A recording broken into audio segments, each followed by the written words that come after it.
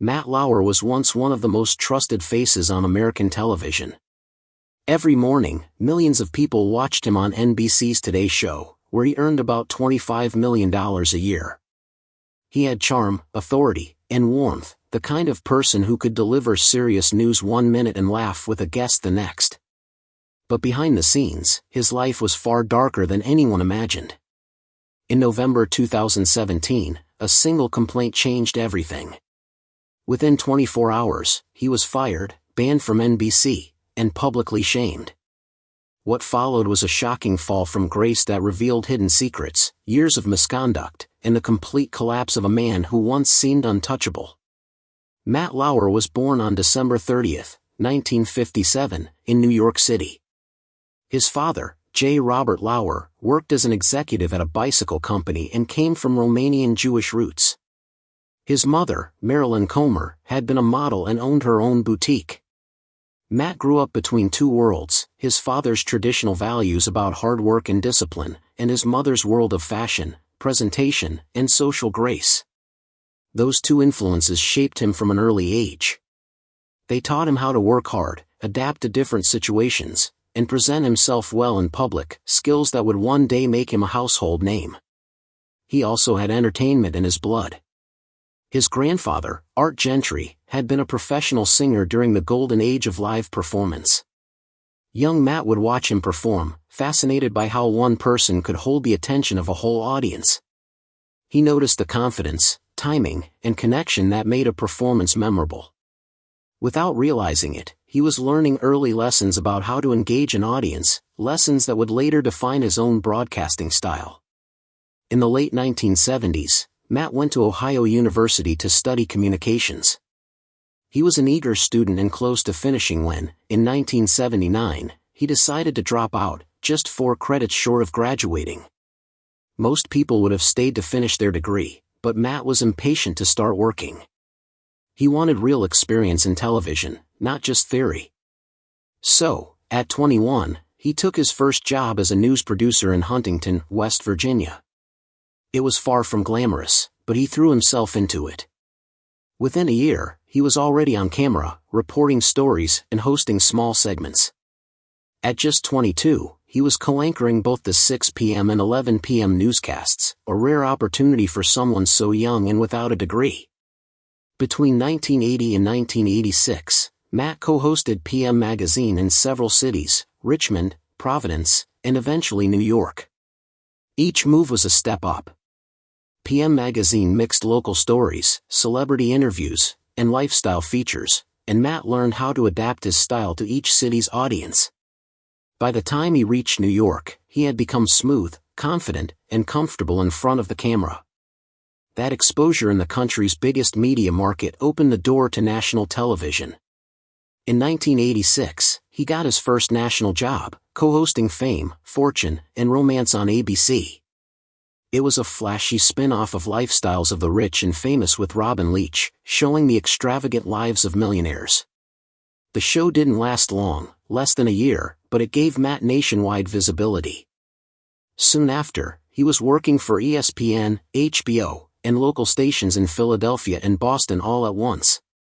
He was constantly traveling, juggling different shows, and earning a reputation as one of the hardest-working young broadcasters in the industry. From 1989 to 1991, he hosted 9, Broadcast Plaza in New York, a live 3-hour show known for its unpredictable guests. Producers began inviting outrageous people to attract viewers, but Matt hated the direction. He argued with the producers and even refused to read certain sponsor ads. Eventually, he quit, and the show later became The Richard Bey Show, infamous for its bizarre contests and shock segments. Walking away was risky, but it showed that Matt had limits and wouldn't compromise his standards, at least professionally. By 1992, things were rough. He was nearly broke and struggling to pay rent when WNBC offered him a chance to co-anchor Today in New York with Jane Hansen. It was an early morning local show, but it gave him stability again. Within a year, he was promoted to co-anchor Live at 5, one of the station's evening programs. Sometimes he appeared on 3 different NBC shows in a single day, starting before sunrise and ending late at night. His dedication impressed executives.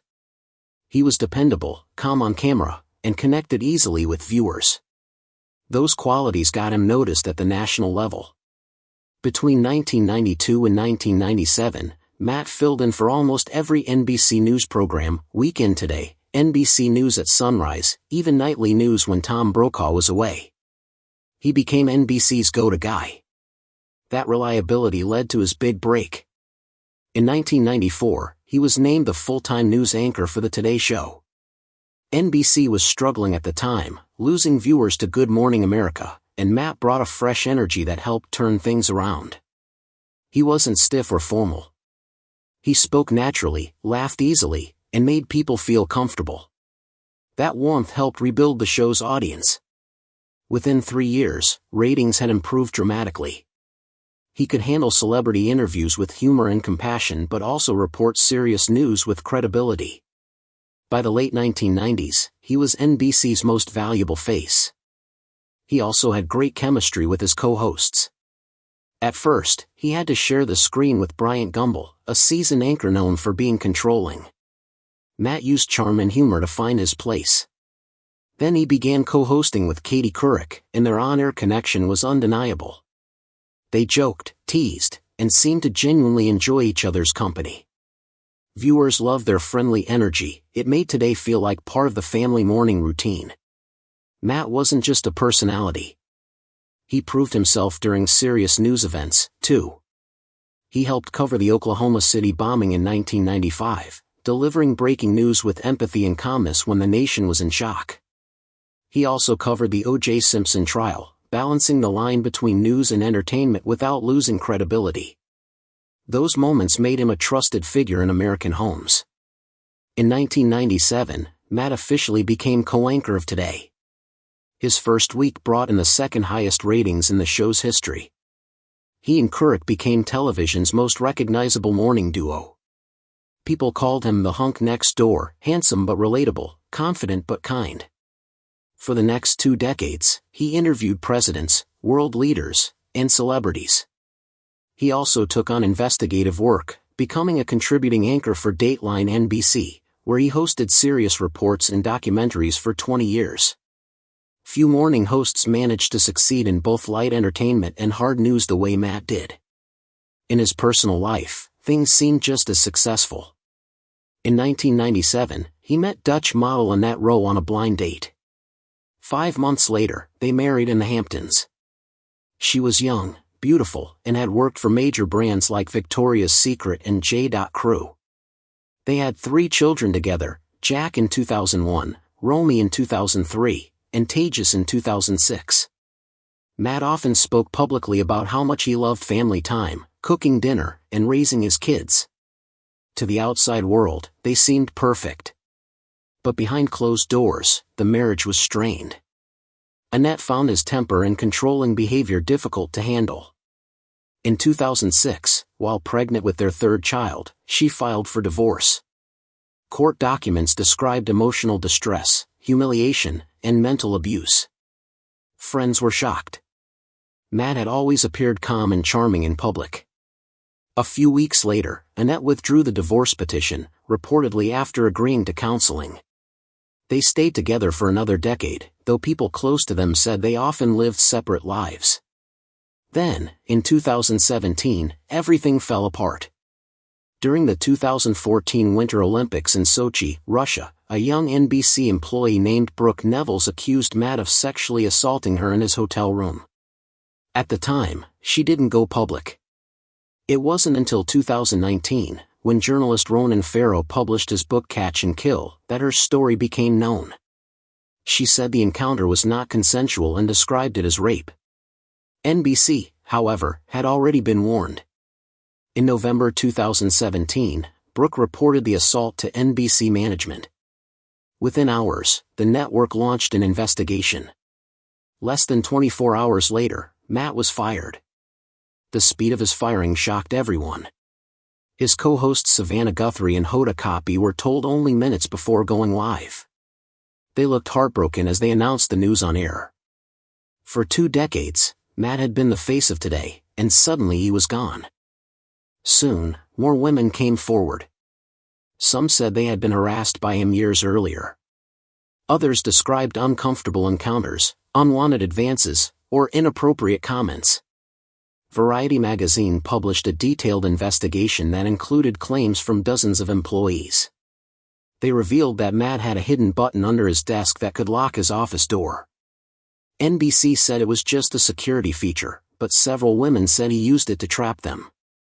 Others said he gave them sex toys as gifts with explicit notes, exposed himself, or asked about their sex lives. Some who refused him said he later punished or humiliated them at work. The allegations painted a horrifying picture of a toxic environment that had been ignored for years. One former producer claimed that in 2001, Matt summoned her to his office, locked the door, and assaulted her. She fainted and woke up on the floor. She never reported it, fearing she would lose her job. Matt's fame and power made him seem untouchable.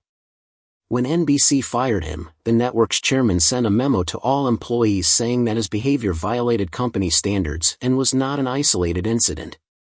They terminated his contract immediately without paying severance. Variety's investigation, released that same day, suggested that many at NBC had long known about his actions but had chosen to protect him because he was too valuable to the network. NBC denied this, but the damage was irreversible. The scandal forced NBC to overhaul its internal policies, introducing strict new rules and zero-tolerance measures for harassment. But for Matt Lauer, it was the end of everything. After being fired, he vanished from public life. The man who had once appeared on television every day disappeared almost completely. He retreated to his mansion in the Hamptons, a waterfront estate he had bought from actor Richard Gere for $36.5 million.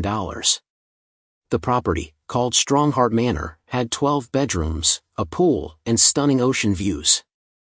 For months, he rarely left home. Locals occasionally saw him picking up groceries or driving his kids to school, but he kept his head down. By 2018, many of his old friends had cut contact. People who once texted him daily no longer heard from him. He became isolated, depressed, and withdrawn. In 2019, his wife Annette officially filed for divorce. The process took 2 years, ending in September 2019. She reportedly received around $20 million in assets, including their horse farm.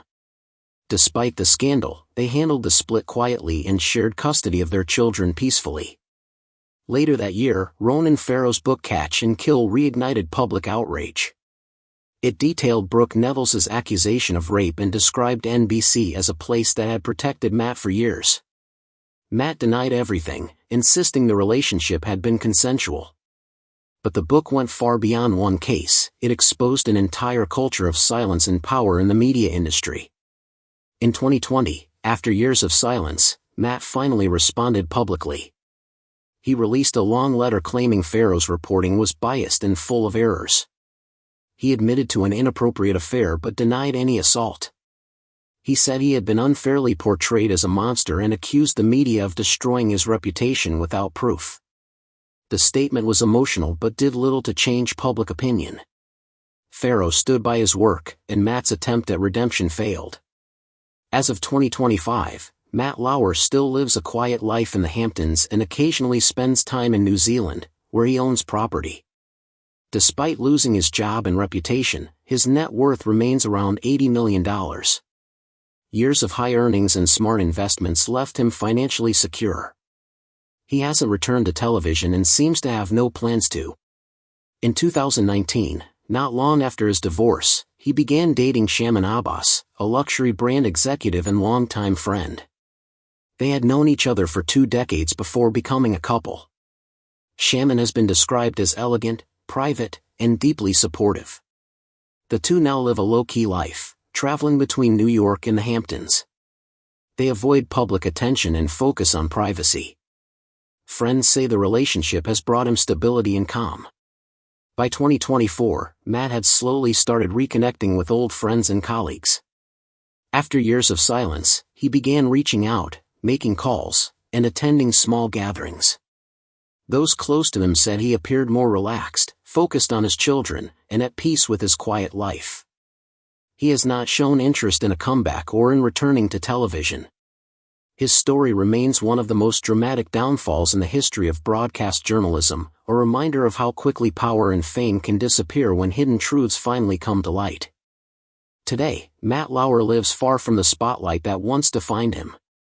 He spends his time with his family, maintaining his properties, and occasionally traveling with Shaman Abbas. He still owns several homes, and although he no longer commands the attention he once did, he continues to live comfortably. His days are said to be filled with ordinary routines, cooking, gardening, and being a father. But his name remains a cautionary tale. The man who once symbolized morning warmth and trust became a symbol of betrayal and abuse of power. No matter how quietly he now lives, the shadow of his past will always follow him. His story is a striking example of how fame can build a person up, and how truth can bring them down overnight.